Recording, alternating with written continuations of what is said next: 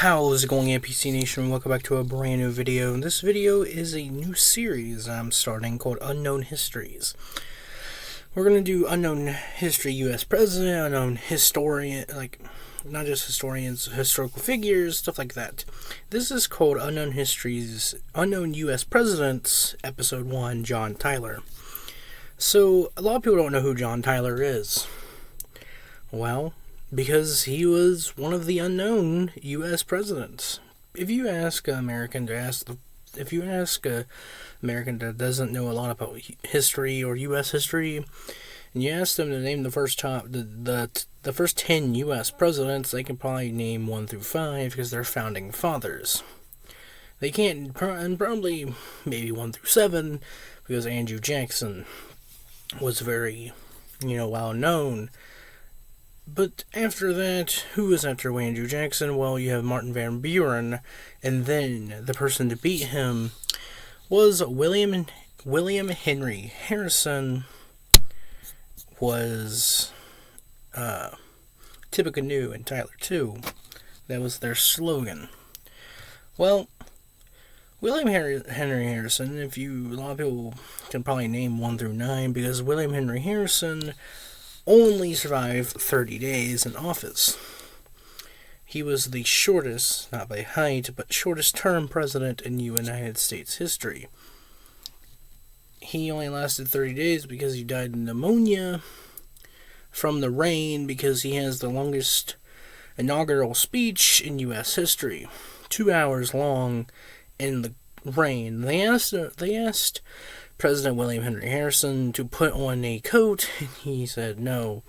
So people think that's one of the reasons he died, because, and also back then, doctors didn't know a lot about medicine, and how the human body worked.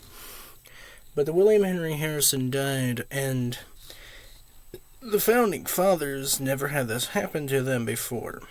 The first 5 presidents were founding fathers. They never had a president die. They've had a vice president die, and then they just kept the seat vacant. But they never had a president die. In the U.S. Constitution, it says if the president is ill or sick or can no longer do his duties or commits treason, anything like that, that's when the vice president takes over. Well, they didn't say anything about death. He was ill when he died, but they never said anything what happens if a president dies, because that's never happened before. And they never expected that to happen. So that wasn't in the United States Constitution. If a president dies, what happens? They did put, if a president is sick or ill or no longer can do his duties, the vice president will take over those duties and become the acting president. Well, John Tyler took that. He is sick and can no longer do his duties while he's dead. So he took that opportunity and said they didn't know what to do. They were freaking out. John Tyler said, well, it says in the United States Constitution that the founding fathers put that if a president is sick or ill or no longer can do his duties, the vice president becomes the acting president. Well, you can't do your duties if you're dead. William Henry Harrison was dead, so John Tyler, even though his party didn't have a party affiliation, him and George Washington, even though he was elected as a Whig, he was not part of that party. The party didn't even want him. That's why they didn't even nominate him for the next term. That's why he only ran 1 term. John Tyler was born in the 1790s. He was a popular Virginian president.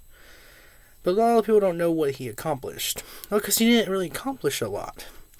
He only ran for 1 term, finished the 4 years of the president who was elected, William Henry Harrison.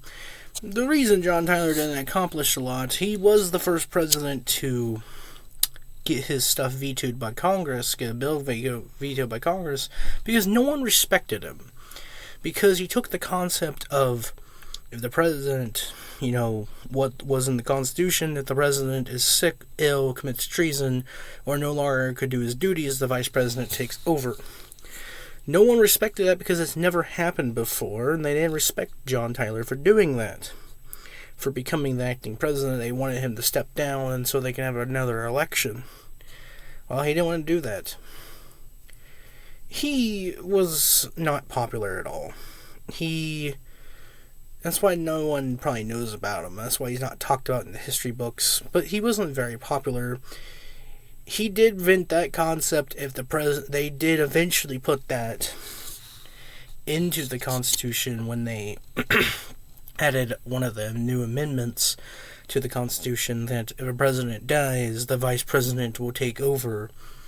And that's the reason we have that in the Constitution, not just because he's sick or treason or anything like that. Those were the three reasons at the time, but John Tyler, since he became president because the president died, that counts as can no longer do your duties as president.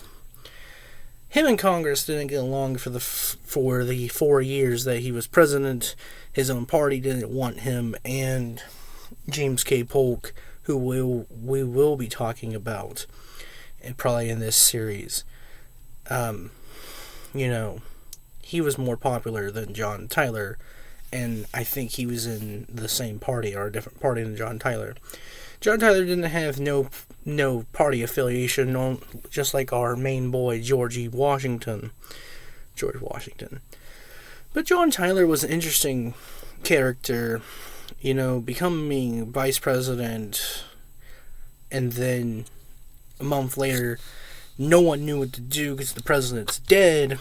The first president died in office, and he didn't commit treason.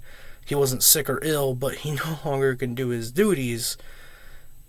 They didn't know what would happen. They didn't know what to do when a president dies, even though, because it was so vague. The Constitution was so vague for John Tyler that he just became president. That's the reason he became president, because it was very vague. John Tyler did have a lot of kids, and he has, I think, 1 or 2 great-grandsons still alive to this day. The thing with John Tyler and William Henry Harrison, they helped founded the territory of Indiana at the time. But even though he didn't run out of Indiana, William Henry Harrison was the first governor of the territory of the state of Indiana. Eventually will become the state of Indiana. He was the first governor of the territory of Indiana at the time, before it became a state. So he isn't the first official governor because it wasn't a state, it was still a territory under the Louisiana Purchase. But John Tyler was an interesting guy. He didn't look presidential. It was hard for him to pass anything, and every time someone wrote him a letter, it was addressed to basically, you're pretending this, because they all thought he was pretending to be president of the United States. That's why he didn't run again for a second term, because he was not popular. It was at the era of, no one was very popular times. Once you got past the 7th president of the United States, Andrew Jackson, it kind of went downhill until then, because a lot of these presidents that we're going to be talking about only served 1 term, and there's a reason they only served 1 term. Because James K. Polk is going to be on our next episode, or probably one of our future episodes, probably not the next episode. But if you want to learn more about John Tyler, I'm going to put his biography on White House government website. This is from the actual White House website in the link in the description. But that's pretty much all his accomplishments were. He was the first vice president to become president after a president's death. And he was the first president to be vetoed by Congress because people didn't see him as president. It was hard to get any accomplishments done. He kind of drove into the thought of the Mexican-American War, which our next president after him, James K. Polk, will do.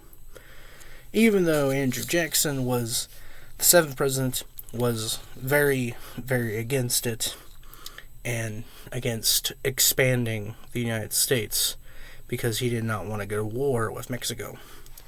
But hope you guys enjoyed this video. If you did, press the share button, press the like button, press the red shiny subscribe button, press the bell so you know every time I upload a video, and I'll see you guys in the next video. Goodbye.